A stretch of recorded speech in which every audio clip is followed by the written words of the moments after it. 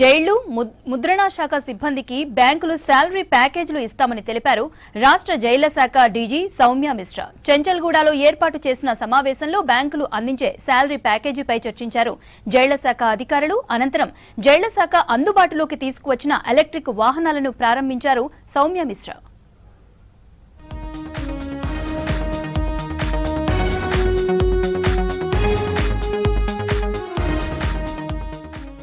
జైళ్లలో పనిచేస్తున్న ఉద్యోగుల సంక్షేమం కోసం బ్యాంకులు ప్రత్యేక శాలరీ ప్యాకేజీలు అందిస్తున్నాయని తెలిపారు రాష్ట్ర జైళ్ల శాఖ డీజీ సౌమ్య మిశ్రా.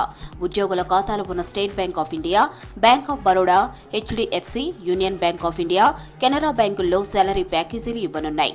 ఉద్యోగులకు ఇన్సూరెన్స్, ప్రమాద బీమా, ఆరోగ్య పరీక్షలు, వైద్య సదుపాయాలు, తక్కువ వడ్డీతో రుణాలు, లాకర్ సౌకర్యం వంటి ప్రయోజనాలు ఉంటాయని తెలిపారు సౌమ్య మిశ్రా.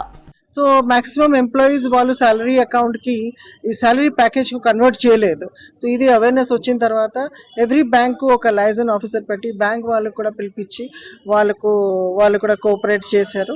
సో దాంట్లో మాకు శాలరీ ప్యాకేజ్ ఇప్పుడు 1332 ఎంప్లాయీస్ కి ప్రెజెంట్ డిపార్ట్మెంట్ లో శాలరీ ప్యాకేజ్ ఇవ్వడం జరిగింది.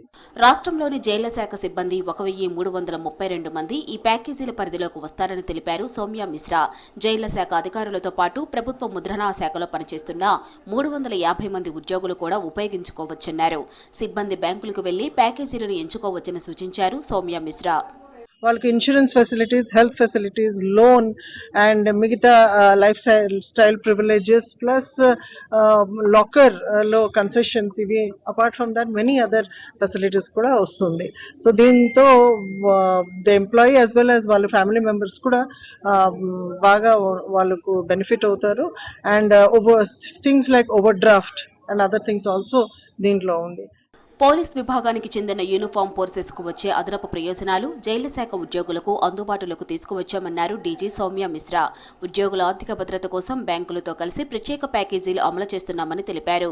ఉద్యోగుల సంక్షేమానికి దోహదపడి ప్రత్యేక శాలరీ ప్యాకేజీలతో జైలు శాఖ, ప్రభుత్వ ముద్రణా శాఖ సిబ్బందికి ఆర్థిక భద్రత ఉంటుందన్నారు ఉన్నతాధికారులు.